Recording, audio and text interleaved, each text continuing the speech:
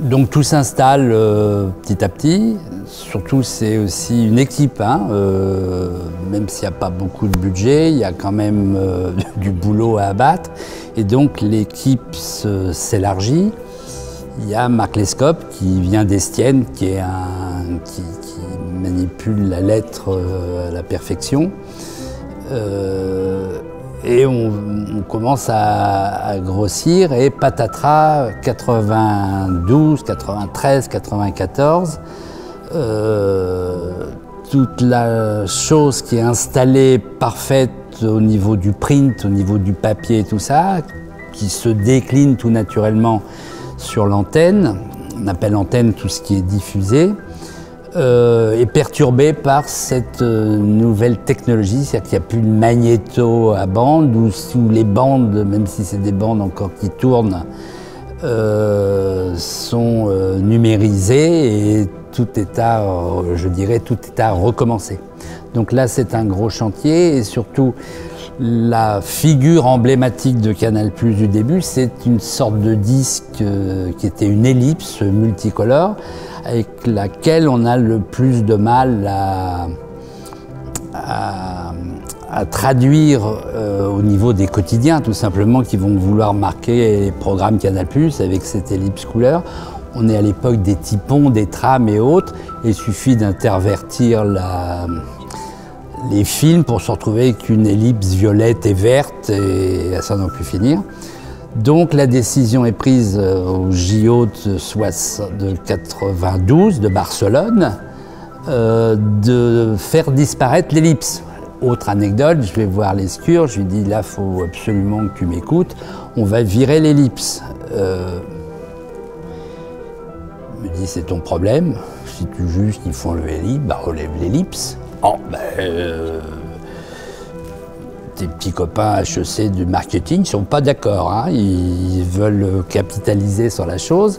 Et le directeur marketing, qui est premier de sa classe, major à HEC, dit tiens, j'ai un truc à faire pour Barcelone, les mecs qui courent en rond sur des stades, là, je vais tenter sans l'ellipse. Ah, puis on verra bien. Fin août, c'est fini, on en tirera les conclusions. Donc je fais tout l'outillage Barcelone Olympique 92 sans l'ellipse, uniquement avec le Futura et autres. Et j'ai même recours à un logo blanc sur noir, qui est le logo actuel, qui était le logo bord de stade, qui était noir, blanc, violet, parce qu'à côté, au Parc des Princes, j'avais RTL Europe 1 qui avait des grosses lettres comme ça. Et mon ellipse, elle m'obligeait à avoir des petites lettres, plus petites. Et en gros, il me bouffait le cul et c'était vraiment un problème. Donc pour Barcelone, j'avais créé ce logo actuel là et je suis allé le rechercher. Très bien, ça fonctionne, ça marche bien, les records du monde sont battus. Mon HEC, qui est un ami au demeurant, me dit on va faire une petite étude. Et il dit qu'est-ce que vous avez pensé des génériques, de tout ce que vous avez vu à l'antenne? Comment vous trouvez l'ellipse? Et ces cons de sondés trouvent l'ellipse vachement bien. Ah, alors je dis à Bruno, puisqu'il s'appelle Bruno, bah t'as vu, elle n'y était pas, il la trouve vachement bien, donc ça allait dans les esprits, c'est plus la peine de la mettre. Il me dit au contraire, ils l'ont vu. Alors ça a été un gros combat, ce qui a fait que mes pires ennemis étaient mes amis de HEC. Avec les énarques, ça se passe toujours bien, parce qu'il suffit que premièrement, deuxième, troisièmement, je retrouve des arguments, ça passait tout seul. Les HEC, c'était un peu plus difficile, mais enfin, j'y suis quand même arrivé. Je rappelle qu'à Canal+, je faisais partie du comité de direction. La pire des insultes qu'on pouvait me faire, c'était me faire traiter d'artiste, où les directeurs financiers disaient « Étienne, t'as peut-être des trucs à faire, toi l'artiste ». Et ça, Lescure tenait absolument à ce que je sois là. Alors ça me broutait les réunions de budget parce que ça ne m'intéresse pas beaucoup, mais c'était à moi de dire « vous m'emmerdez avec vos propos, je m'en vais ». Mais ça montre un peu de l'esprit, et il y avait aussi bien Chabat des nuls que de Caunes ou autres aussi qui traînaient dans les comités de direction. Alors ils faisaient des conneries pendant les réunions, mais enfin, c'est ce qu'on a appelé l'esprit canal précisément. Et donc on développait sur l'ensemble des supports, et donc 94, catastrophe, c'est là qu'arrivent ces fameux carrés où on va travailler au pixel près. Donc le encore jeune Robial travaille au pixel près à la perfection, et c'est de là que naissent tous ces carrés et tous les développements et toutes les procédures d'animation aléatoires où on peut faire des millions et des millions de combinaisons imprévisibles et qui viennent s'assembler dans tous les sens. Et ma fonction identitaire étant remplie, j'en demande pas plus, c'est tout ce qu'on demande. Et puis tout simplement, l'information écrite noir sur blanc, on a toujours nos codes qui informent, qui renseignent et qui hiérarchisent. Donc tout ça dans tous les domaines est aussi précieux. On parlait de la couleur, pareil, la couleur. À Canal+, on étalonne au noir, c'est-à-dire que le noir, quel qu'il soit, en natif, et passe par ce qu'on appelle le nodal qui envoie dans le satellite, est toujours le même noir.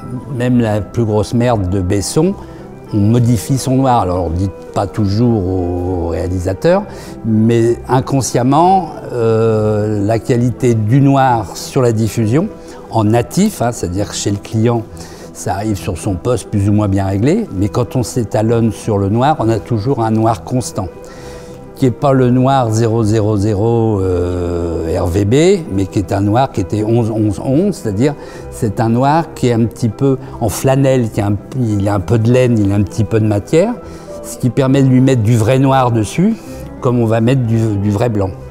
Le blanc, pareil, il y a un blanc de référence, alors qu'on va retrouver, qui est le blanc du papier sur lequel on a réalisé toutes nos maquettes, tous nos dessins. Tous nos dessins sont dans un premier temps pris sur une caméra verticale. Après ça, ils seront éventuellement numérisés. En revanche, et ça on le voit bien dans tous les dessins qu'il y a ici, ils ont une matière, ils ont un trait,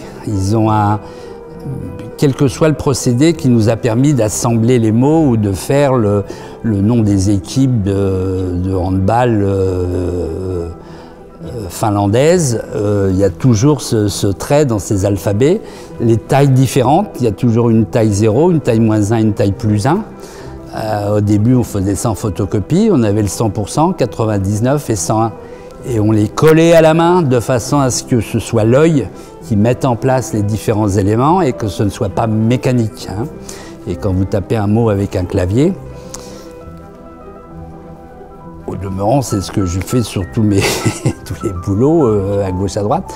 M6 c'est étalonné sur le blanc, hein. C'est un blanc qui n'est pas un blanc pur, mais qui est un blanc comme on aura sur les plateaux. C'est pas un blanc peau tout bête, mais c'est RAL 9010, qui est un blanc chaud, qui comme par hasard est le blanc de Richard Meyer sur le bâtiment. Enfin, c'est un petit monde et on retrouve nos blancs, on retrouve nos noirs ou nos estafettes ou nos petites camionnettes de livraison de décodeurs. Elles sont toutes en blanc 9010. Nos hôtesses, je vais travailler avec Agnès B sur la façon dont elles, c'est ni trop cher ni trop bas de gamme et suffisamment neutre de façon à ce que chaque hôtesse, même chez les présentateurs, ils vont tous être habillés de gris, de noir, d'étoffes, de matières différentes. En revanche, on aura toujours laissé la liberté à chacune ou à chacun de venir mettre un accessoire, une cravate, un foulard de couleur, pas n'importe quelle couleur, choisie dans notre palette de 6 couleurs.